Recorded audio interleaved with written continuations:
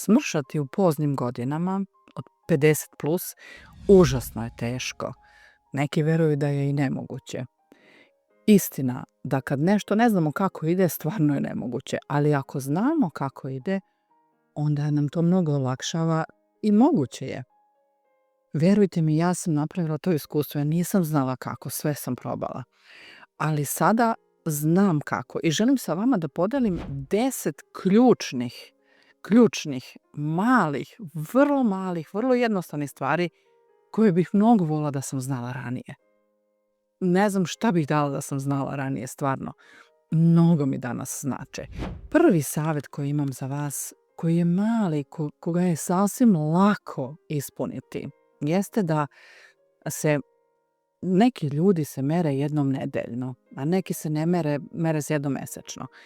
Kada smo mi žene u pitanju koje smo u perimenopauzi ili u menopauzi ili postmenopauzi, za nas hormoni igraju ogromnu ulogu i hormoni mogu da napune telo vodom, da zaustave i tako dalje. Tako da svakodnevno merenje je neophodno, ali ne tako da se opterećujemo time. Zato što danas mogu da imam kilogram više nego sutra ili kilogram manje nego sutra. I ako to uporedim, ja ću da se potpuno obeshrabrim i prestanem da budem na liniji na kojoj jesam. Ali, šta sam ja naučila? Svakoga dana samo skupljam podatke. Znači, moje svakodnevno merenje je u stvari samo skupljanje podataka. Bukvalno skupljanje podataka, ništa više. Ja samo zabeležim šta je danas bilo. Ne kačim se, ne nerviram se, pa i ne radujem se, zato što sutra može da bude sasvim drugačije. Šta je za mene relevantno je nedeljni prosek. Znači, nedeljni prosek pratim tako što svakoga dana upišem koliko sam se izmerila. Na kraju nedelje, to nedeljom, znači u popodne, uveče kad završim, saberem ili ponedeljkom ujutru saberem sve od ponedeljka do nedelje što sam upisala i podelim sa 7. I onda mi je to relevantna brojka. Ove nedelje toliko prosečno. Jer ako pratim te oscilacije, ja ću totalno da se obeshrabrim. I zato vama od srca predlažem, znači beležite svako jutro. Znači ni pošto da se merite jednom nedeljno, jer možete da uhvatite nezgodan moment. Znači svako jutro u isto vreme, u istim uslovima. Nakon toaleta, na primjer, izmerite se bez odela najbolje, upišete, ništa, idete dalje. Sutra upišete, idete dalje, ništa. Znači, i onda nedeljom ili ponedeljkom odredite sebi kada vam odgovara, vi samo to saberete, podelite sa 7 i to je vaša brojka za tu nedelju. I ona ostaje da se poredi sa sljedećom nedeljom. A do tada samo prikupljate informacije. Ok, poslušajte me, probajte, vidjet ćete, mene je to spaslo. Drugi savjet koji imam za vas je da smanjite hemiju, a povećate hranljivost onoga što jedete. Znači, mi svi u kuhinji imamo sve i svašta. Uzmeš pakovanja, tamo piše to i to je sadržaj. Međutim, ja sam navikla u zadnje vrijeme da kupujem namirnice koje uopšte nemaju spisak sadržaja. Znači, kupim meso, kupim povrće, kupim voće, zamrznuto možda povrće, zamrznuto voće, ali da nema nekakav spisak. Znači, ribu, mlijeko, svašta. Znači, samo namirnice koje imaju minimalno, znači prave namirnice, ono što se jelo od uvek, što se ranije jelo. Te industrijske stvari gledam da ne kupujem. Jednostavno sam izbacila, ok, ponekad uzmem nešto, ali mnogo manje nego ranije. Te mešavine povrća ne uzimam. Uzmem jedno povrće pa sama pravim mešavinu koja mi odgovara. Znači, gledajte da izbacite svu hemiju koju možete iz ishrane, a da ubacite hranljivost, što više hranljivih materija. Da bukvalno onim što jedete hranite svoje telo, a ne samo da mu dajete zadatak kako da se izbori sa hemijom i ostalim stvarima.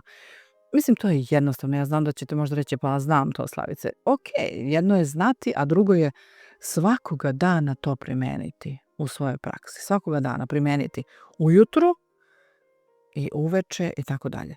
Znači, stalno primeniti to ujutru. Jaja, paradajz, slaninu, hleb, ali doručak, to je doručak. Ne nekakva pakovanja nečega, ne. Znači, jaja, slanina, paradajz ili šta već volite, krastavac, paprika, tikvice, ne znam, ja ubacim nekad i sve. Znači, naseckam luk, tikvice, papriku, paradajz, svašta, šta god imam kod kuće ubacim 2 jaja u to i jedem. Mladi sir sa tim, super, puno proteina, prave namirnice, to je to. Moj treći savjet za vas je da izbacite sve trigere iz svog života koje vas triggeruju na junk food i na puno hemije ili tako nešto nezdravo. Mi smo žene u godinama, jel tako? I nama nije potrebno da sad izgledamo kao da imamo 20 godina, barem meni nije potrebno. Meni je potrebno da se dobro osjećam, da sam sposobna, da sam samostalna, da osjećam da mogu sama, da mogu kako hoću, to mi je važno. A da li će sad nekom da se svidim ili neće, baš me briga. To me uopšte ne zanima. I zbog toga prestanite da se izlažete stvarima koje nemaju veze sa nama i našim godinama. Naprimjer, sa mladim influencerkama koje vam nude praškiće, suplemente i takve stvari ili ne znam, su pomoću nekih drastičnih dijeta postigle neke uspehe. Pa talite, to i onako kod nas ne radi. Znači, sve to otpratite. Ja sam jednostavno od svojih društvenih mreža napravila univerzitet pametnih stvari. Znači, samo ono što mislim da ima smisla sam ostavila. Sve ostalo sam otpratila. Ništa. Neću da me triggeruje na koje kakve gluposti. Nikakve praškiće, suplementiće, lekiće, ovo ono, to mi ništa ne treba. Sve sam već probala, bila sam dovoljno glupa, ali ne više. Znači, to izbacite i pratite samo one ljude koji znaju šta rade, znaju šta preporučuju. I sljedeći moj savjet za vas jeste da napravite sistem koji vam je lako da pratite i kad život postane turbulentan. Naprimjer, ja imam sistem jer ja često putujem. Znači, putujem iz Rijeke za Beograd, odnosno za Novi Sad, iz Novog Sada za Beograd, iz Beograda na Kipar, tako iz Rijeke za Nemačku. Znači, stalno mnogo sam imala putovanja zadnjih mjeseci koliko sam na ovom putu. I napravila sam sebi sistem, ne samo za putovanja, ali to uzimam samo kao primjer. Znači, sistem koji mi je lako da iznesem taj dan. Naprimjer, nekad to je ceo dan putovanja. I onda znam, ok, šta u stvari spremam za hranu taj dan. Znači, skuvam jaja, iseckam krastavac, iseckam neko drugo povrće koje imam, pripremim voćkice za grickanje ako mi se jede nešto slatko. Znači, pripremim šta je to što meni super odgovara da ja jedem, pripremim da imam da ponesem sa sobom, jer ako ne pripremim, dohvatit ću bilo šta. Ok, ako dohvatim bilo šta taj dan, nije strašno, ali jednostavno pripremim da ne dohvatam. Znači, napravite sistem i pravim sebi sistem za ono što mi je lako da pripremim. Znači, ja koristim onaj aparat za rižu koji na paru onako radi i kada spremam i kada nije frka nikako, kada spremam nešto, ja samo izvadim zamrznuto, na primjer, povrće, ubacim tamo, ono se upari, zatvorim, pritisnem, naštelujem na koliko minuta. Koristim air fryer. To mi je omiljena alatkica u kući. Svo meso koje imam bez ikakve masti, ičega, samo u air fryer. Krompir u air fryer. Sve ćete reći, jedeš krompir? Jedem, naravno da jedem krompir. Ništa mi nije zabranjeno. Jedem sve, samo to lepo spakujem u moj okvir koji mi je tada postavljen od mog kouča. Znači, da vam bude lako. Ja uvek gledam da mi bude potpuno lako i jednostavno da spremim hranu. Lako mi je to sad kompleksno, verovatno ću odustati, ja nemam živaca za to. a verujem da puno vas isto nema živaca za to. Znači, napravite sistem da vam je lako. Air fryer, ona je mašina za paru, šta već imate, šta volite, pripremite i napravite sebi da vam je lako i jednostavno. I da možete uvijek da se pobrinete za sebe. I moj sljedeći savjet za vas je da počnete sa jednim korakom, ne sve odjednom, kao sad ću i ovo, ne, počnete polako jedno po jedno. Na primjer, meni je bilo najteže da počnem da vežbam. Ja nisam baš neki vežbač, hajde nekako šetala jesam, to sam se već kretala, ali sam jednostavno shvatila da te vežbe sa otporom mnogo znači. Sad ja nisam neki vežbač, ja neću otići u teretanu, ali kako sam počela da radim, shvatila sam ok, imaju neke vežbice koje valja raditi. I na primjer, ujutru kad ustanem, prvo onda sam navikla tako da uradim nekoliko vežbica istezanja. Kad ustanem odmah, pre nego što uopšte bilo šta uradim. Znači to mi je tipa 2 minuta. Ok, i onda idem dalje. Kad odem da pravim kafu, ja na kuhinskom onom ovako radim one i koristim težinu svog tela kao težinu. Znači, ne znam kako se to zove. Na kuhinskoj ploči uhvatim se ovako i dok tamo ovaj aparat to kuva, to traje par minuta. Koliko traje, ja toliko uradim. Nema veze. Naprimjer, kad perem zube, naučila sam da stojim na jednoj nozi, pošto sam čitala i naučila negde da je stajanje na jednoj nozi ravnoteža ključna za naše godine, da u stvari najopasnija stvar za naše godine i kasnije godine je da možemo da padnemo i da se povredimo.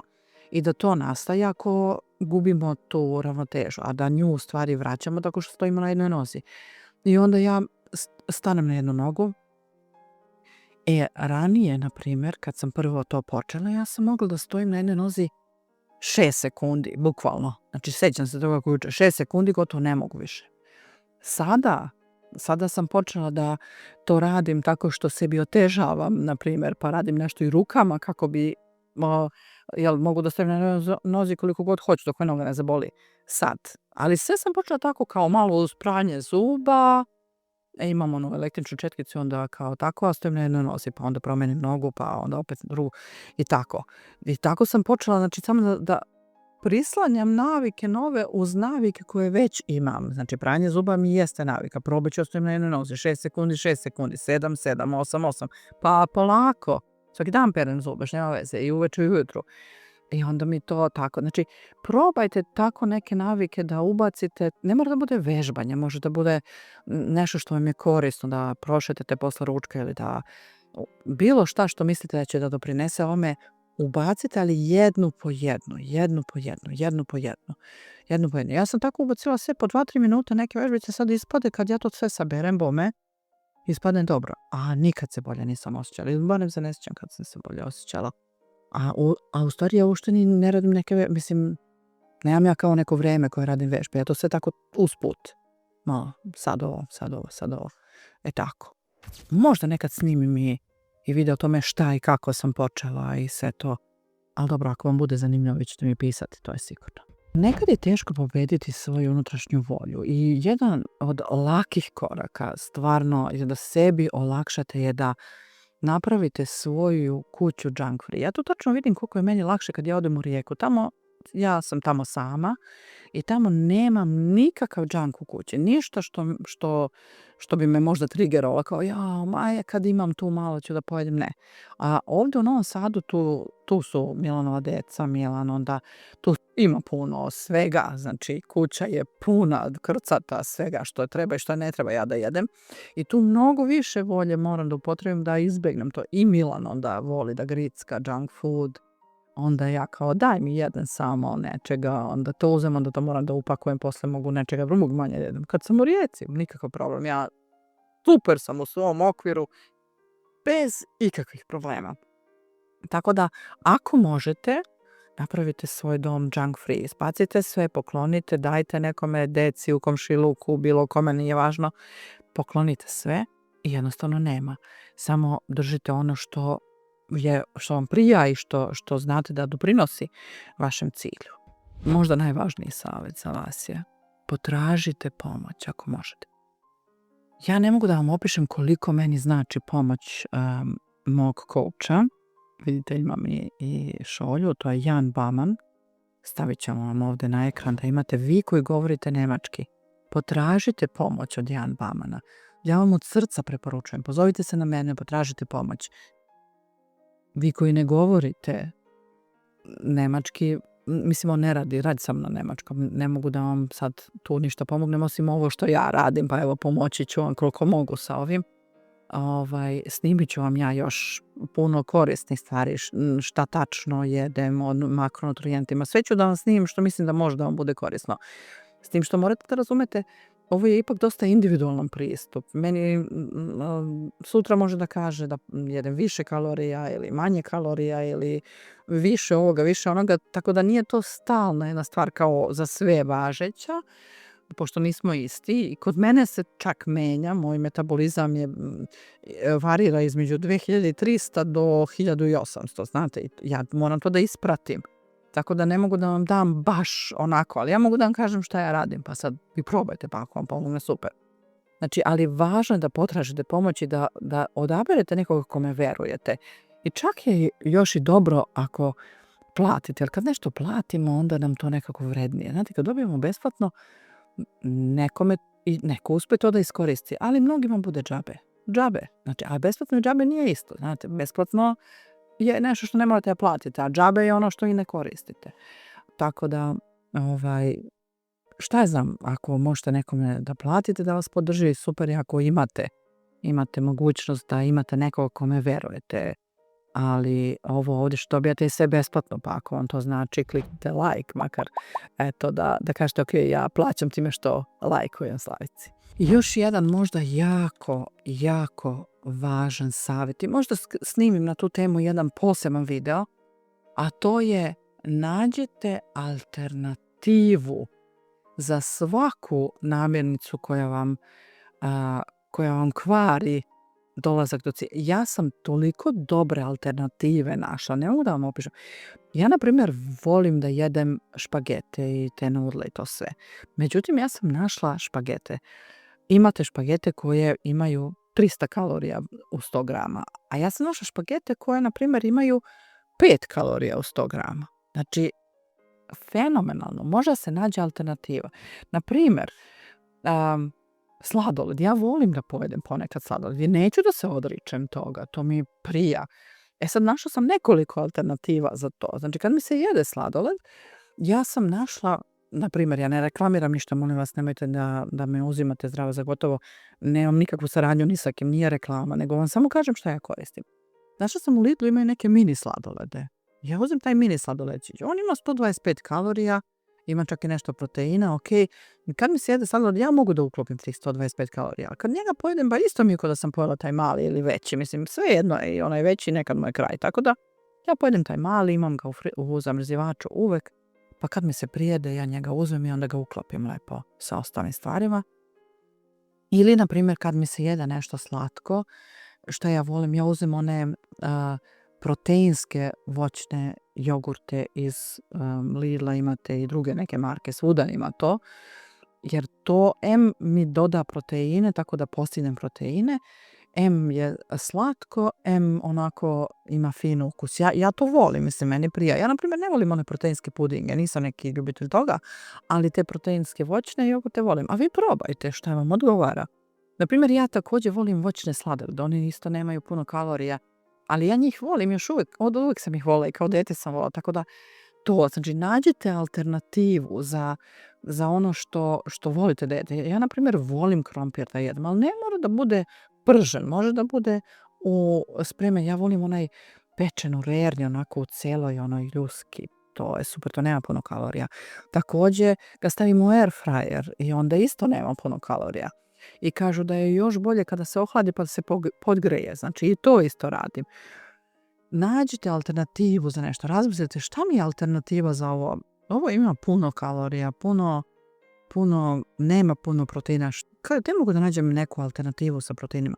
A stvarno to za proteine ću da vam snimim, zato što mislim da tu puno ljudi greše i moje iskustvo ću vam snimiti u jednom od videa uskoro. Alternativa je ključ, reč alternativa. Razmislite šta mi je alternativa za ovo? Zdrava, dijetalna, dobra alternativa. Često me pitate šta jedem. Jedna od tih malih stvari koje čine veliku razliku kod mene, što sam ja našla nekoliko stvari koje obožavam da jedem i njih stalno tako vrtim u krug. Dobro, ponekad probam nešto novo, ali uglavnom vrtim u krug. Znači ja obožavam za doručak, uzem 20 grama kockica slaninice iseckanih, stavim na tiganj, ispržim 2 jaja sa tim, uzmem na primjer 2 velika paradajza, stavim u njih još cottage cheese, možda 100 grama cottage cheese-a i ja imam za jutarnju porciju svojih proteina u tome, a ja to obožavam. To je meni fenomenalno. Nekad uzmem i hleba uz to, nekad ne uzmem, kao kad nekad imam, nekad nemam, ali ja to obožavam. To je meni fenomenalno doručak. Ili, na primjer, povrće i jaja. Obožavam. Ili, na primjer, uzmem tortilju, ali uzmem tortilju koja je proteinska, onako ima više proteina i onda stavim jaja, stavim malo sira, stavim svašta. To mi je fenomenalno i malo povrća i to mi je doručak. I znači samo to tako menjam u krug. Nema veze. Nekad ponovim po 3 puta isto, nema veze, pa onda kao aj malo da promenim. Naprimjer, za ručak obožavam da šparglu, na primjer, i da ispržim šparglu u air fryeru i meso u air fryeru, bilo koje. Nekad uzmem ramstek, nekad uzmem batak bez kože i kostiju, pileći, nekad uzmem pileće grudi. Znači šta volite, nema veze. Nekad uzmem i juneći vrat, nebitno je. Ili, na primjer, lososa, parče lososa, lepo, veliko parče lososa uzmem i ispečem i pojedem. I to tako menjam. Znači, da li je špargla, da li su krompiri, da li su tikvice, da li je paprika, da li je, na primjer, šta uzmem? Uzmem, na primjer, belog luka, ovako ceo beli luk, paradajz, papriku, crni luk, svašta tako naseckam povrće šta imam, ubacim u air fryer, to ispečem dobro, kad ispečem izvučem iz air fryera, sačekam da se ohladi, ubacim u blender, od toga napravim sos, dodam začina šta mi treba i onda jedem sa mojim konjak nudlama. Ubacim 200 grama konjak nudla koje ukupno imaju, ja mislim 15-20 kalorija. U to svo povrće nema puno kalorija, jednako treba da jedem povrće. I onda dodam tome neki izvor proteina, ili cottage cheese, ili mladi sir, ili neko meso, ili šta god. Znači, i to je, ja samo to vrtim i to mi je super, ja slatko jedem i meni je fenomenalno. I onako još šta da dodam ovome svemu je da se okružite ljudima koji vas podržavaju, koji hoće nešto da menjaju, one koji samo kukaju i ništa, baš od briga, pustite ih neki idu niz vodu, a vi se bavite sobom i svojim životom i nađete ljude koji rado će s vama da šetaju, rado s vama da voze biciklu, rado samo da, ne znam, ja sam našla drugaricu za SUP, za stand-up paddleboard i super mi je, u raznim stvarima mi je super i rado provodim vreme sa njom. Znači, okružite se ljudima koji su vam podrška i pratite svoj napredak, obavezno. Znači, beležite sve, beležite svoje mere, svoje kilograme, beležite koliko tačno svega unosite u toku dana i obavezno makronutrijente, znači proteine i masti merite da imate dovoljno i kalorije. Nisu dovoljne samo kalorije da se mere. Ako imate kalorije koje nisu sastavljene iz onoga što vašem telu treba, onda ćete samo upropastiti metabolizam. Znači, vodite računa da imate dovoljno proteina i da imate dovoljno masti. Ali kao što rekoh, ovaj video će biti predugačak. Ako nastavim, snimit ću vam u sljedećem videu nešto o proteinima i o makronutrijentima i uopšte kako i šta.